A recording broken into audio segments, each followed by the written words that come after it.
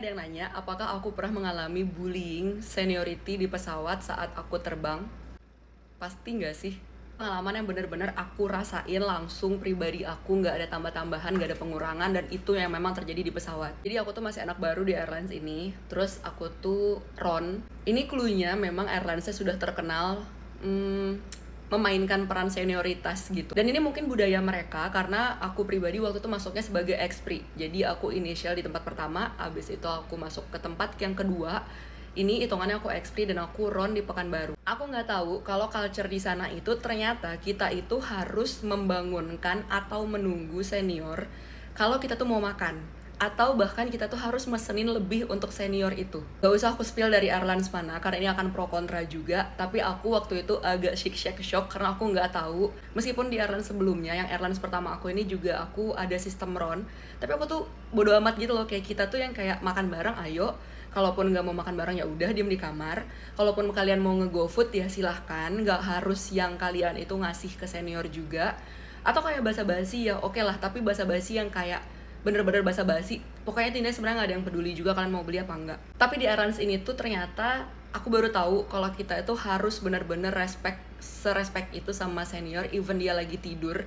Kita tuh harus memberikan lebih atau kita tuh harus nungguin dia. Sebenarnya ini tuh lebih ke salah paham gitu loh, karena aku pribadi sebenarnya aku udah beliin dia juga, aku udah beli lebih, dan aku ingat banget Risol Pekanbaru itu kan oleh-oleh ya gitu.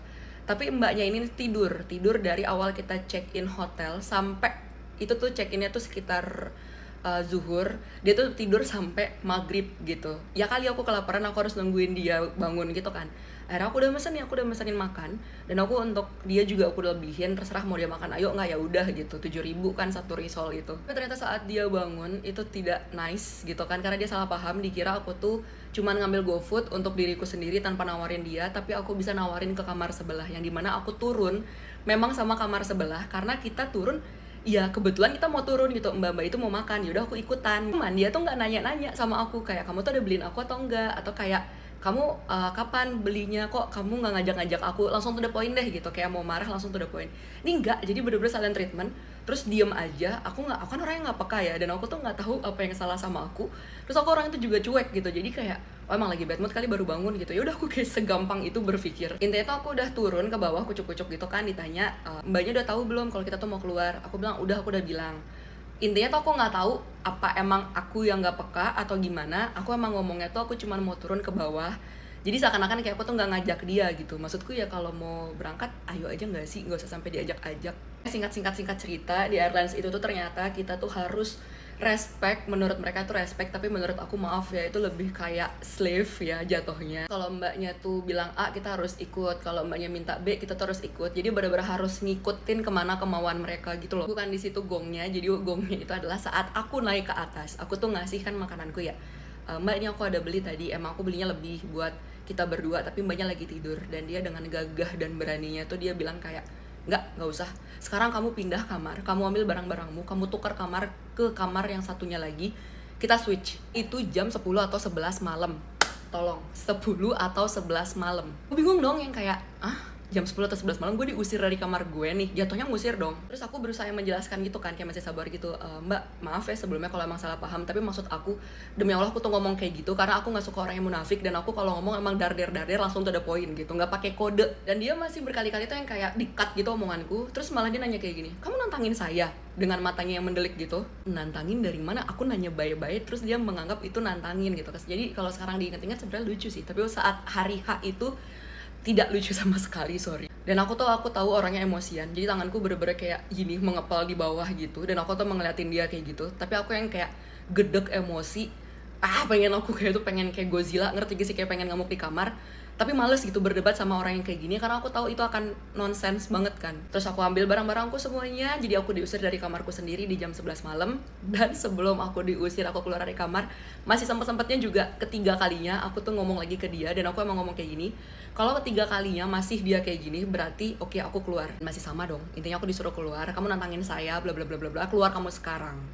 Aku pindah ke kamarku satunya lagi, terus kita tukeran. Di situ tuh yang kayak lucunya itu yang gimana ya, kayak menurutku semua kru itu tahu modelan mbaknya ini tuh kayak gimana, tapi kayak Karena cari aman ya, karena cari aman, jadi aku tuh posisi seorang diri sendirian. Apakah aku berharap aku didukung? Tentu tidak, tapi saat itu aku udah enak banget, kayak bener-bener pengen end of flight, kalau bisa gue pulang hari itu ke Jakarta, pulang-pulang deh. Itu yang aku lakuin, aku telepon ke atasanku, aku telepon ke chief aku ceritain di jam 11 malam, aku nggak peduli, dan emang aku agak ngelangkahin captain.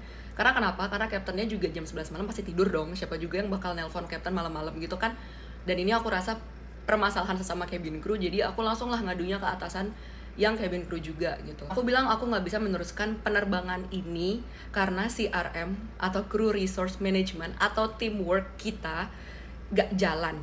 Aku isi nambahin kayak gini juga ke chief aku bilang, saya memang anak baru, saya nggak tahu mungkin etika di sini saya harus ngebangunin orang yang lagi tidur, atau bahkan saya ternyata harus mesenin makanan saat mereka lagi tidur, saya nggak tahu karena di airline saya sebelumnya nggak ada budaya seperti ini. Atau aku masuk sini nggak ada yang ngasih tahu aku, karena itu kayak mengalir begitu saja gitu kan. Jadi aku bener-bener nggak tahu, itu nggak ada skripnya kalau aku tuh harus saling tunggu-tungguan kayak gini. Tapi harusnya jangan kayak gini juga sebagai supervisor, karena dia sebagai pimpinan saya rasa dia nggak pantas untuk menjadi seorang supervisor. Terima kasih. Aku ngomong kayak gitu, itu langsung ke atasan. Ini POV ku, yang dimana the good leader itu bukan bos ya gitu ya. Good leader itu yang kayak bisa merangkul semua, jangan silent treatment.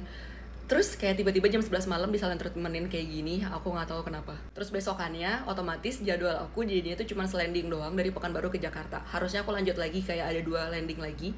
Tapi pas aku terbang itu juga drama juga. Jadi aku diadili sama si mbaknya ini, kayak kenapa ngadu-ngadu ke Jakarta, emang mereka nggak sibuk, emang itu nggak malam-malam, bla bla bla bla bla bla. Barulah saat di atas itu kayak dia menjelaskan semuanya gitu kan, kayak kenapa dia tuh kayak ngediamin aku, kenapa dia tuh kayak marah-marah ke aku, kenapa dia ngusir aku dari kamarku. Tapi emang dasarnya aku bacot juga ya, jadi aku tuh udah dengerin dia banyak. Terus akhirnya aku ngomong kayak gini, oh ya mbak, terima kasih udah dijelasin sekarang, tapi maaf ya, telat nggak sih mbak ngejelasinnya? Kenapa baru sekarang? Kenapa nggak semalam pas kejadian itu? Soalnya jangan diem juga mbak, saya nggak bisa baca kode. Jangankan sama mbak, sama pacar saya aja saya nggak pernah baca kode, gimana saya mau ngertiin mbak? Intinya dia nggak mau kalah, muter sana sini sana sini sana sini. Dan dia juga sempat minta WA aku, tanya aku tuh katanya udah nanya sama siapa aja, udah nge-report sama siapa aja, dan dia pengen buka isi handphoneku, aku isinya tuh kemana aja ngadunya. Terus aku kan juga orangnya nggak bisa ditantangin ya, jadi aku waktu itu aku kasih ke dia. Terus habis aku ngomongnya kayak gini sih, ini mbak silahkan, tapi maaf ya, itu bukannya privacy ya, mama saya aja nggak pernah saya kasih handphone saya, kok bisa-bisanya mbak ngecek handphone saya. Tapi kalau mbak mau cek ya udah silahkan.